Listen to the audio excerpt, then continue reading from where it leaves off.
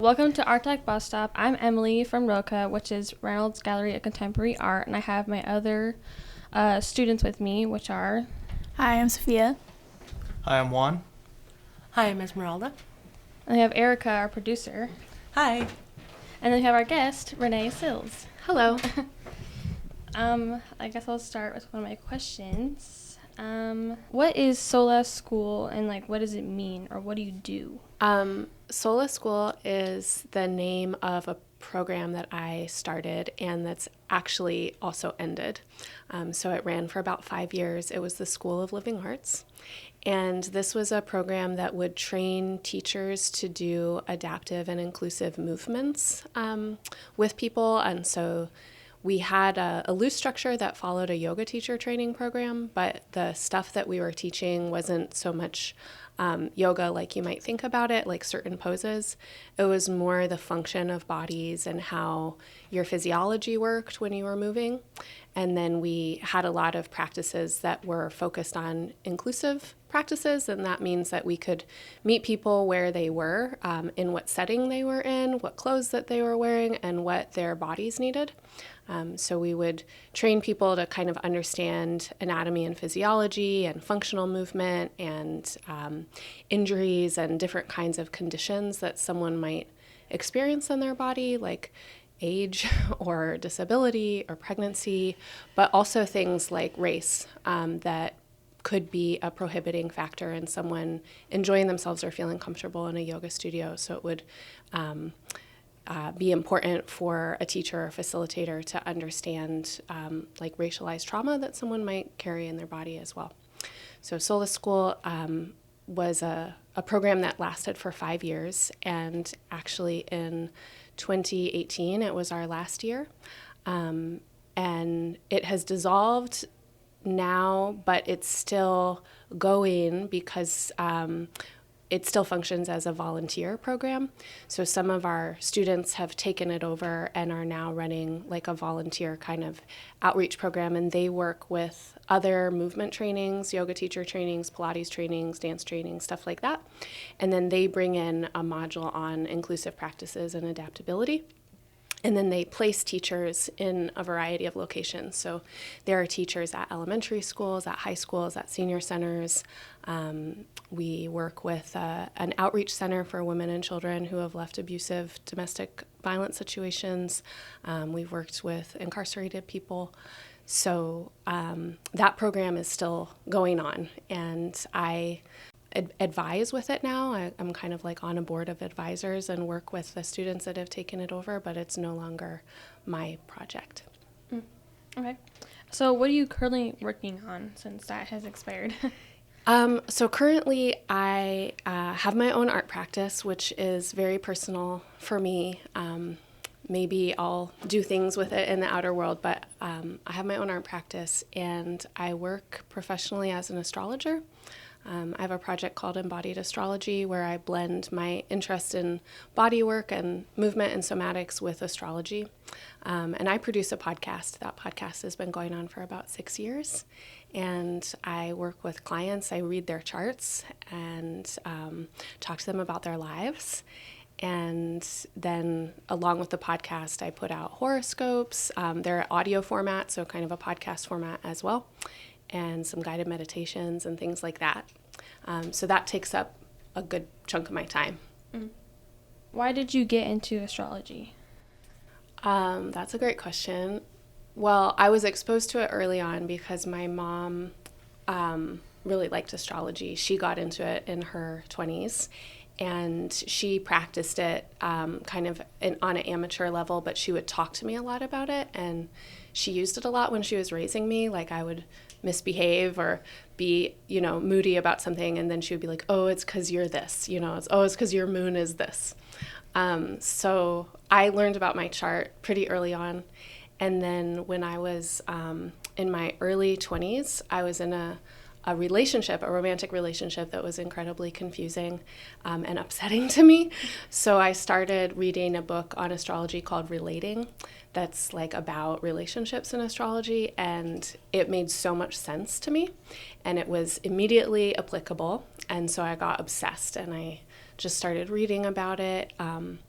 I spent about 5 years just studying, like reading as much as I could, kind of learning how to read charts. And then in 2012 or 2013, that's when I started actually reading people's charts and been kind of moving from there, becoming more professional or whatever I am. Yeah. Do you make your money reading charts, or like how do you make your money, I guess? I have various income streams, so I make my money definitely reading people's charts. I get tired doing that a lot, so I can't take enough clients to make as much as I need. So I also, in the last year, have started working with a podcasting host that offers sponsorships called Anchor FM. And that's started to bring in some money to support the podcast as well. And then about a year and a half ago, I started a subscription with my astrology work, and people can sign up by donation. So it's a sliding scale, I'll pay what you can. And in exchange for their donation, they get access to an extended month ahead forecast and like a printable astro journal that I make every month, and discounts. So that's actually really started to sustain my work this year. Just in the last couple of months, the podcast sponsorships and the subscription have started to work for me as an income stream. So that feels really exciting. It's the first time in my life that I feel like I've really had stable income, and I'll be 37 this year, so I feel like I've finally become a grown up, which was taking a long time before with my artist sensibilities. So. What was your experience like in high school? I really hated school. I dropped out actually in 7th grade. I left and unschooled. I don't know are you guys familiar with unschooling? No. The basic theory of unschooling is that people are smart and they will learn if you give them the right conditions, and they don't need you to tell them what to be interested in at what time for how long. So unschooling, what they say is that if you leave like traditional school, then you need to take a year to decompress and deprogram. So that's what I did. I spent my 8th grade year like lying around on the floor and not doing much at all. And then I got really motivated to do creative stuff. So I spent most of my high school experience kind of designing creative-based projects. I did some theater projects and some traveling projects and some writing. And I worked with a correspondence program in Michigan that accredited me. So I was able to like send in my self-directed study stuff. They gave me a container for it. Like I had to figure out how to do social studies and science and math and English, etc. But then I was able to actually get a high school diploma. But I did a self-directed course. Oh, do you have like any bad job or like bad job stories? I worked in retail for one day. My friend worked at this shop that had like really nice clothes, and I thought I would like to work there because I'd get discounts on the clothes. But I really didn't do a good job at it. It wasn't a good match for me. So I don't even think I finished out my day or like told anybody that I was leaving. I think I literally just left and never went back. So that was a kind of a bummer. What do you enjoy most about your work or like life? I enjoy a lot of things about my work and my life. I really enjoy being my own boss and setting my own schedule and doing something that I find interesting and that I care about. I also think that astrology is really helpful. A lot of people have ideas about it, that it's like a fortune telling kind of thing, like, oh, some witchy person is going to tell you all about yourself. But I actually think that it is much more like a very sophisticated and nuanced personality assessment, kind of like Myers-Briggs or something like that. and that it really helps people accept themselves and understand what their natural talents and gifts are, as well as where they run into problems in their personality, because we all have problems in our personality, right? And sticking points and struggles.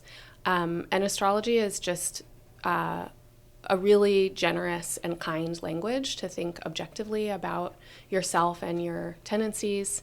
And so my experience working with people reading their charts is that it's a lot like therapy. Like, people will cry, they'll like have really important kind of emotional breakthroughs and be able to accept themselves and like see themselves, but also love themselves more and forgive themselves for things. And that feels really important to me. I care a lot about people, and I want to, do good in the world. And it feels important that I spend time doing something that helps people. So that's also what I really love about my job and how I spend my time.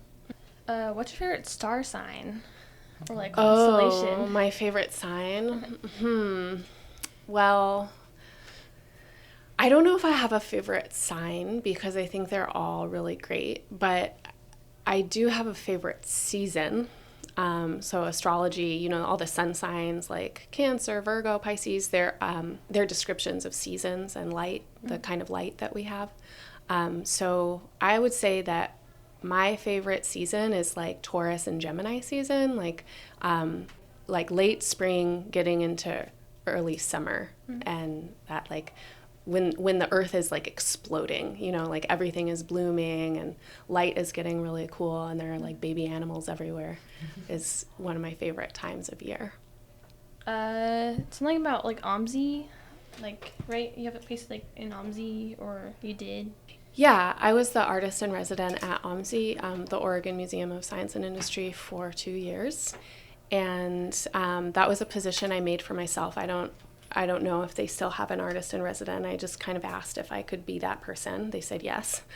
So I spent 2 years there, mostly hanging out in the museum and watching how people were interacting with the space and how they were learning.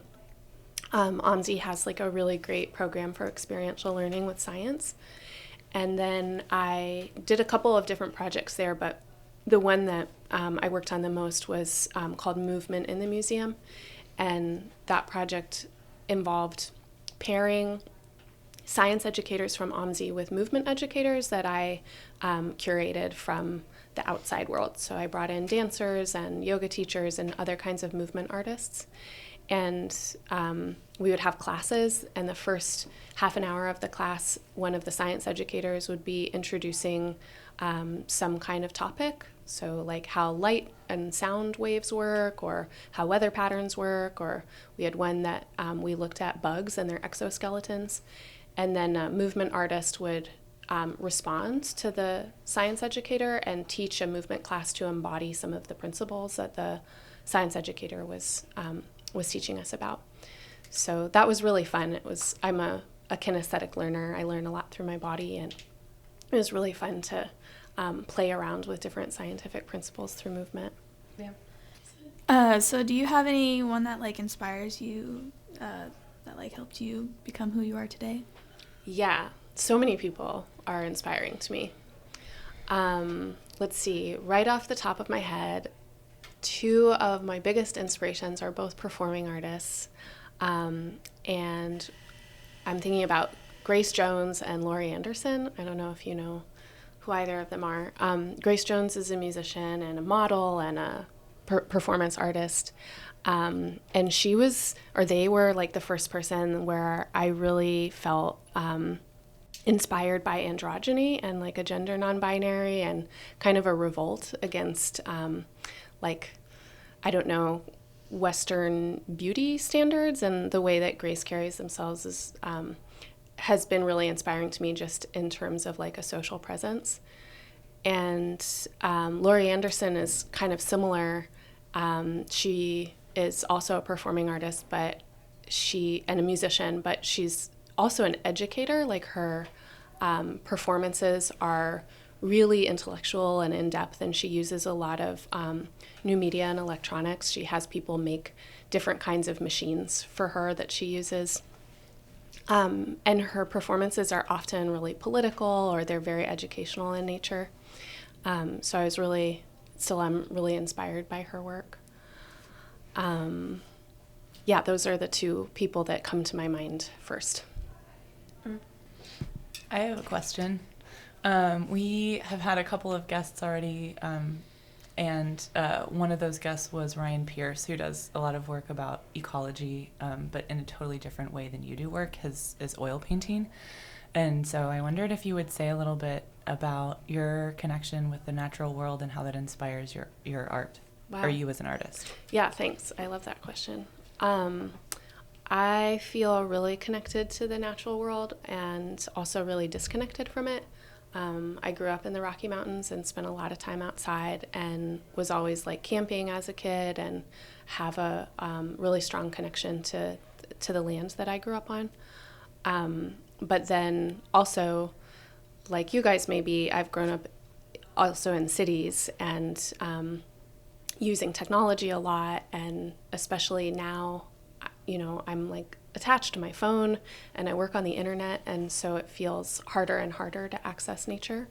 And the situation with the environment is getting worse and worse in the world. So it feels really important to me to try and keep connecting with nature, and to do what I can to help other people remember to connect with nature and to love nature and to take care of it. So I do that definitely through astrology and through body practices. I think just getting in touch with our bodies is like a really good way to remember that we are nature. And a lot of times we forget because we live in our automobiles and in buildings and in clothes and with all of our devices. But it's pretty quick for most people when they just take some time to connect with their bodies to feel how disembodied our lifestyles are, and how much I think most people crave fresh air and slowing down and natural light and the sounds of birds and bees and trees and things like that. And I definitely talk a lot about the environment in the podcast that I produce, and try and encourage people to care about it. Can you just say a little bit more about what you mean with, for yourself, what does it mean to be in touch with your body? Yeah. That's a really big question. I feel really out of touch with my body a lot of the time, just because of all the things I said. Like, I'm using public transportation or in my car, on my phone. That's really a big thing, like being in the digital realm. And so getting in touch with my body could definitely include physical things like dancing or taking a walk or doing yoga. But more than that, it's actually just like trying to feel my body from an inside perspective. So like, can I feel my feet? Can I feel that I actually have feet? Like, I live in a body, I'm not just a brain. What happens if I like notice how I'm breathing?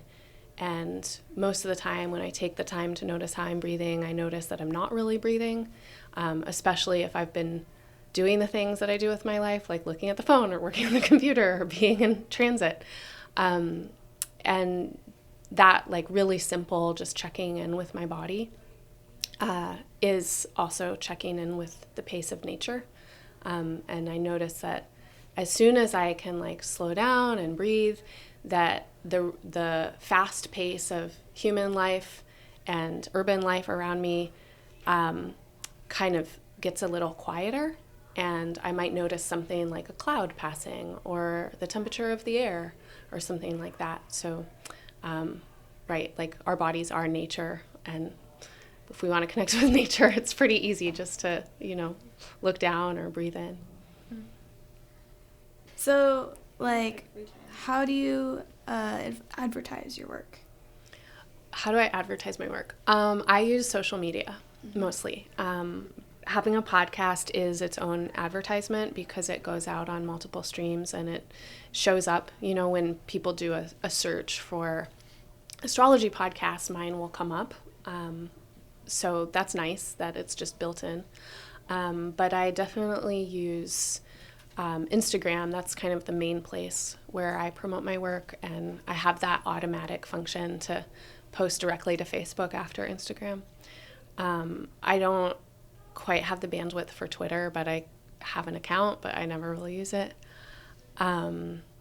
So yeah, that's the main way, is through social media. And I have business cards, sometimes I'll leave them around, but it's also a lot of word of mouth at this point too. Yeah. What do you do in your free time? In my free time, I really like to read. I like to be in my body. So I love to hike, and I love to take movement classes of all kinds. I love to learn. So I'm always on the lookout for a class or a workshop or someone who wants to hang out with me and teach me about something. I just, in the last year or so, picked up a drawing practice again. I used to really like drawing as a teen, so I've started drawing and doing some creative writing. And then I have the rest of my life, which takes up the rest of my time. I have a significant other, and we spend time together and do stuff together, and have a home to care for, and friends that I want to see, and things like that. My voice, I can't. Do you have any funny stories at all, about life or anything? Yeah, you might need to give me some more direction though, to point me in Just what kind of funny story. Maybe about astrology, or Yeah. or any embarrassing story. Oh, an embarrassing story. I'm sure I have many of them. I often feel embarrassed right after I put a podcast out, because I go through a blank and I don't know what I said.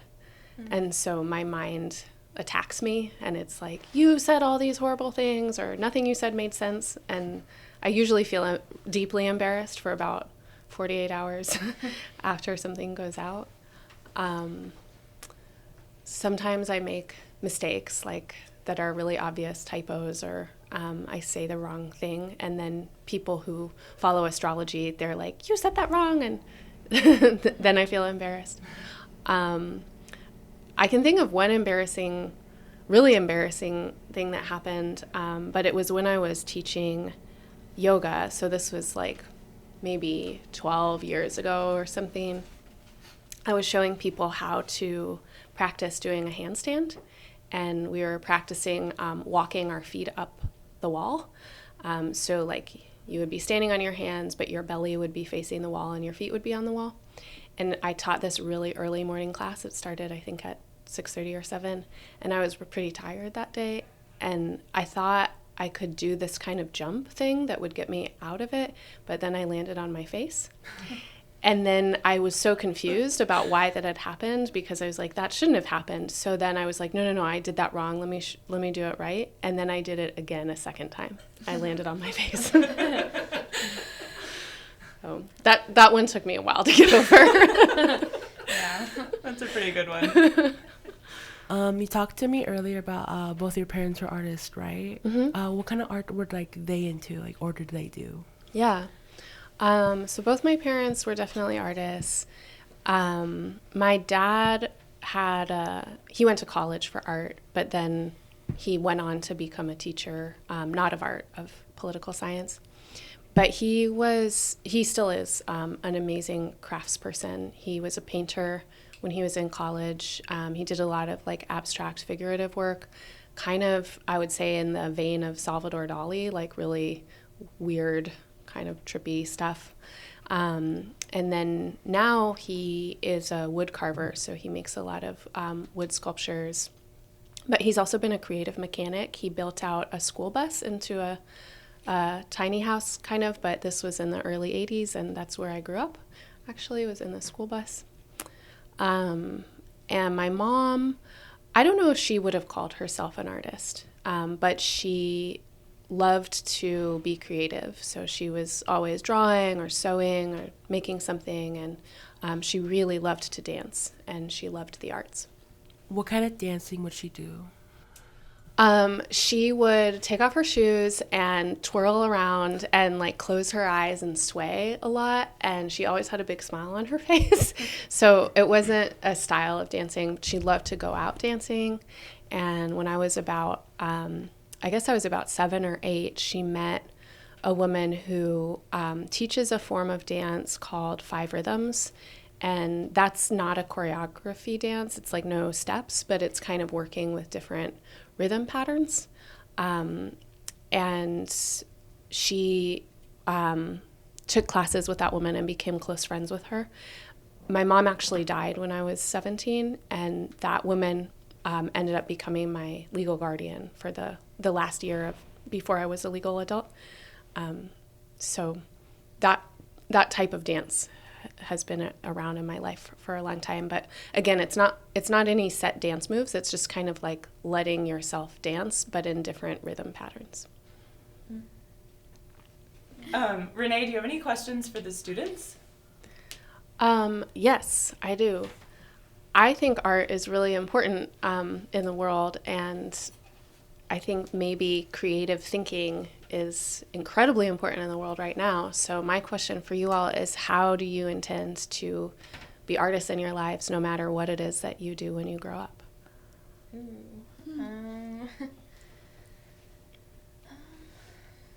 Well, I'm always, drawing like on my homework and stuff like that.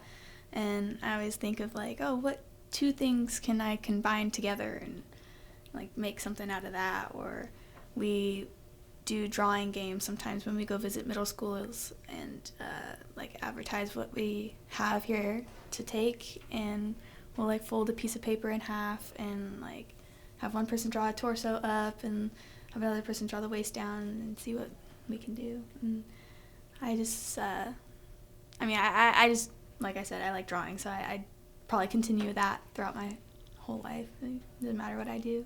Great. Yeah, I think I will always do art in some sort of way. I don't do a lot of art now, but I do want to get more into it. But like art makes me happy, and I feel like it's always like a nice thing to do, and I probably will always do it. Art for me has always been like a passion I've had, and so like it's something I want to like dive into like a career-wise, like specifically like art therapy is something I've always been interested in, and like working with kids or like adults, things like that. Nice. Cool. For me personally, I'm always going to keep art as kind of a thing to do just because you kind of think about it everywhere. And for me, I'm always going to be sketching something or writing something. So I guess that's my way of keeping it relevant with me. Cool. I love the way that artists think, like the ability to put 2 things together, or to look at something and sketch it, or think about something artistically is such an important life skill. So I hope you guys keep thinking of yourselves as artists, no matter what other people call you. Just always call yourself an artist inside, at least. Yeah. Do you guys want to give the podcast listeners any information about Roca upcoming events? Yes, so Roca has this big annual fundraiser. It's where we get a lot of artists from the school or like school district, and we sell it in one night. It's going to be at 5 o'clock on March 5th. It has lots of like crazy, cool student art. Registration is February 25th. That's when you drop off the artwork. And you drop it off at Reynolds High School. And Renee, do you have any, do you want to give us ways to find you and more information about your work online for listeners of the podcast? Yeah, people can go to embodiedastrology.com, EMBODIED, astrology. And I put out free horoscopes every month. So if you are into that kind of thing, the ones for Aquarius season just went out. That's January 20th through February 19th. And they are available on iTunes and Spotify and Stitcher and all the other podcast apps. And then how do people find Roca online? You can go to our website, which is art-roca.com, or you can go to our Instagram, which is Reynolds Art Show. Great, thanks. Thanks for inviting me to be here. Yeah. Thanks for coming.